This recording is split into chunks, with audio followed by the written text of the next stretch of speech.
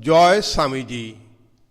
আপনার বাণীর মধ্য দিয়ে ভারত আবার জগৎসভায় শ্রেষ্ঠত্বের আসনে প্রতিষ্ঠিত হোক, এই প্রার্থনা জানিয়ে আজ আমরা আপনার বাণী নিয়ে আলোচনা করব। এটি আমাদের ধারাবাহিকের চতুর্থ পর্ব। আগের পর্বগুলি যারা দেখেননি তাদের সাবস্ক্রাইব করে দেখে নেবার জন্য অনুরোধ করছি। তো চলুন শুরু করা যাক আজকের ভিডিও। লোকে কি বলল সেদিকে আমি ভ্রুক্ষেপ করি না। আমার ভগবানকে, আমার ধর্মকে, আমার দেশকে, সর্বোপরি দরিদ্র ভিক্ষুককে আমি ভালোবাসি। নিপীড়িত, অশিক্ষিত, দিনহীনকে আমি ভালোবাসি। তাহাদের বেদনা অন্তরে অনুভব করি। কত তীব্রভাবে অনুভব করি তাহা প্রভুই জানেন। তিনি আমাকে পথ দেখাইবেন। মানুষের স্তুতি নিন্দায় আমি দিকপাত করি না। তাহাদের অধিকাংশকেই অজ্ঞ, কলরবকারী শিশুর মতো মনে করি। সহানুভূতি ও নিঃস্বার্থ ভালোবাসার ঠিক মর্ম কথাটি ইহারা কখনো বুঝিতে পারে না। ধর্ম হচ্ছে মানুষের ভিতর যে ব্রহ্মত্ব প্রথম থেকেই বিদ্যমান তারই প্রকাশ। কিসের জোরে মানুষ উঠিয়া দাঁড়ায় ও কাজ করে? তা হল শক্তির জোরে। এই বলবীর্যই ধার্মিকতা, দুর্বলতাই পাপ। এই পৃথিবী কর্মভূমি। এই পৃথিবী হইতেই আমরা মুক্তি লাভ করিতে পারি। সুতরাং এই সকল স্বর্গেও আমাদের বিশেষ প্রয়োজন নাই। তবে কোন বস্তু লাভ করিবার জন্য আমাদের চেষ্টা করা উচিত? তা হল মুক্তি। প্রত্যেক ব্যক্তির অপর ব্যক্তিকে এইভাবে, অর্থাৎ ঈশ্বর বলে চিন্তা করা উচিত ও তার সঙ্গে তেমনভাবে ব্যবহার করা উচিত।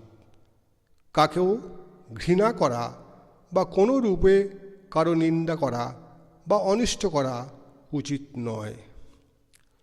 যদি এই পৃথিবীর মধ্যে এমন কোনো দেশ থাকে যাহাকে পুণ্যভূমি নামে বিশেষিত করা যাইতে পারে, যদি এমন কোনো স্থান থাকে যেখানে পৃথিবীর সকল জীবকেই তাহার কর্মফল ভোগ করিবার জন্য আসিতে হইবে, যেখানে ঈশ্বরাভিমুখী জীবমাত্রকেই পরিণামে আসিতে হইবে, যেখানে মনুষ্য জাতির ভিতর সর্বাপেক্ষা অধিক ক্ষমা, দয়া, পবিত্রতা, শান্তভাব প্রভৃতি সদ্গুণের বিকাশ হইয়াছে, যদি এমন কোনো দেশ থাকে যেখানে সর্বাপেক্ষা অধিক আধ্যাত্মিকতা ও অন্তর্দৃষ্টির বিকাশ হইয়াছে, তবে নিশ্চয়ই বলিতে পারি তাহা আমাদের মাতৃভূমি এই ভারতবর্ষ। স্বদেশ হিতৈষী হও। যে জাতি অতীতকালে আমাদের জন্য এত বড় বড় কাজ করিয়াছে, সেই জাতিকে প্রাণের সহিত ভালোবাসো। আমার স্বদেশবাসীগণ, যতই আমাদের জাতির সহিত অপর জাতির তুলনা করি, ততই তোমাদের প্রতি আমার অধিকতর ভালোবাসার সঞ্চার হয়। তোমরা শুদ্ধ, শান্ত, সৎ স্বভাব, আর তোমরাই চিরকাল অত্যাচারে নিপীড়িত হইয়াছ। এই মায়ার জগতে ইহা এক মর্মান্তিক পরিহাস। যাহা হোক, তোমরা উহা গ্রাহ্য করিও না। পরিণামে আধ্যাত্মিকতার জয় হইবেই হইবে। ইত্যাবসরে আমাদিগকে কার্য করিতে হইবে। কেবল দেশবাসীর নিন্দা করিলে চলিবে না। আমাদের এই পরম পবিত্র মাতৃভূমির কালজীর্ণ আচার প্রথা সকলের নিন্দা করিও না। অতি কুসংস্কারপূর্ণ অযৌক্তিক প্রথাগুলির বিরুদ্ধেও একটি নিন্দাসূচক কথা বলিও না, কারণ সেগুলির দ্বারা অতীতে আমাদের কিছু না কিছু কল্যাণ সাধিত হইয়াছে। সর্বদা মনে রাখিও, আমাদের সামাজিক প্রথাগুলির উদ্দেশ্য যেরূপ মহৎ, পৃথিবীর আর কোনো দেশের পক্ষেই সেরকম নাই। প্রথমেই মানুষের উপর অবিশ্বাস লইয়া কার্যক্ষেত্রে অবতীর্ণ হইও না। আমি মানুষের উপর, খুব খারাপ মানুষের উপরও বিশ্বাস করিয়া কখনো বিফল হই নাই। সর্বস্থলে পরিণামে জয়লাভ হইয়াছে। মানুষকে বিশ্বাস করো, তা সে পণ্ডিতই হোক, অজ্ঞ মূর্খ বলিয়াই প্রতীয়মান হোক।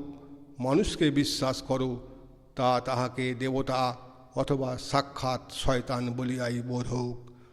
প্রথমে মানুষের ওপর বিশ্বাস স্থাপন করো, তারপরে এই বিশ্বাস হৃদয়ে লইয়া বুঝিতে চেষ্টা করো।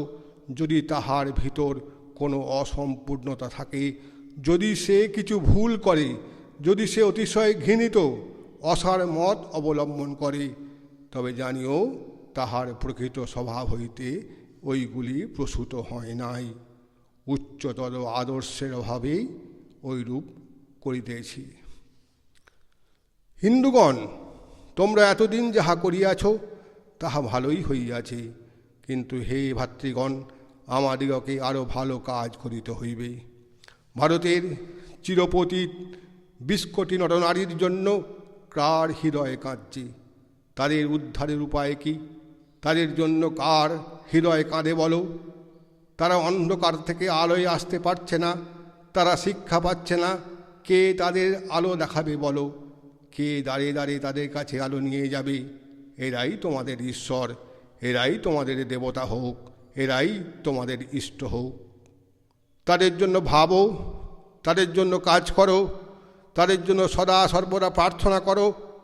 প্রভু তোমাদের পথ দেখিয়ে দেবেন। তাঁদেরই আমি মাহাত্ম্য বলি, যাদের হৃদয় থেকে গরিবদের জন্য রক্তমক্ষণ হয়, তা না হলে সে দুরাত্মা। ভারতের দরিদ্র, ভারতের পতিত, ভারতের পাপীগণেরকে সাহায্যকারী কোনো বন্ধু নাই। সে যতই চেষ্টা করুক, তাহার উঠিবার উপায় নাই। তাহারা দিন দিন ডুবিয়া যাইতেছে। রাক্ষসবৎ নৃশংস সমাজ তাহাদের উপর ক্রমাগত যে আঘাত করিতেছে, তাহার বেদনা তাহারা বিলক্ষণ অনুভব করিতেছে। কিন্তু তাহারা জানে না কোথা হইতে ওই আঘাত আসিতেছে। তাহারাও যে মানুষ, ইয়া তাহারা ভুলিয়া গিয়াছে।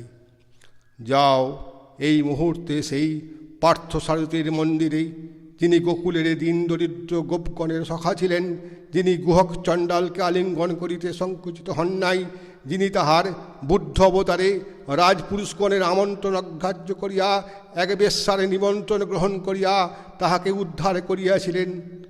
যাও তাহার নিকটে গিয়া সাষ্টাঙ্গে পড়িয়া যাও এবং তাহার নিকট এক মহাবলি প্রদান করো। বলি, জীবন বলি তাহাদের জন্য, যাহাদের জন্য তিনি যুগে যুগে অবতীর্ণ হইয়া থাকেন, যাহাদের তিনি সর্বাপেক্ষা ভালোবাসেন। সেই দিন দরিদ্র পতিত উৎপীড়িতদের জন্য তোমরা সারা জীবন এই 30 কোটি ভারতবাসীর উদ্ধারের জন্য ব্রত গ্রহণ করো, যাহারা দিন দিন ডুবিতেছি। নিজেদের সংকীর্ণ গর্ত থেকে বেরিয়ে এসে বাইরে গিয়ে দেখো সব জাতি কেমন উন্নতির পথে চলেছে। তোমরা কি মানুষকে ভালোবাসো? তোমরা কি দেশকে ভালোবাসো? তাহলে এসো, আমরা ভালো হবার জন্য, উন্নত হবার জন্য প্রাণপণ চেষ্টা করি।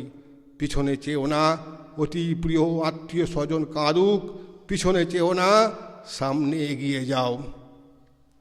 প্রাচীনকালে ঢের ভালো জিনিস ছিল, খারাপ জিনিসও ছিল। ভালোগুলি রাখতে হবে, কিন্তু আসছে যে ভারত, ফিউচার ইন্ডিয়া, অ্যানসেন্ট ইন্ডিয়ার ভবিষ্যৎ ভারত প্রাচীন ভারত অপেক্ষা অনেক বড় হবে।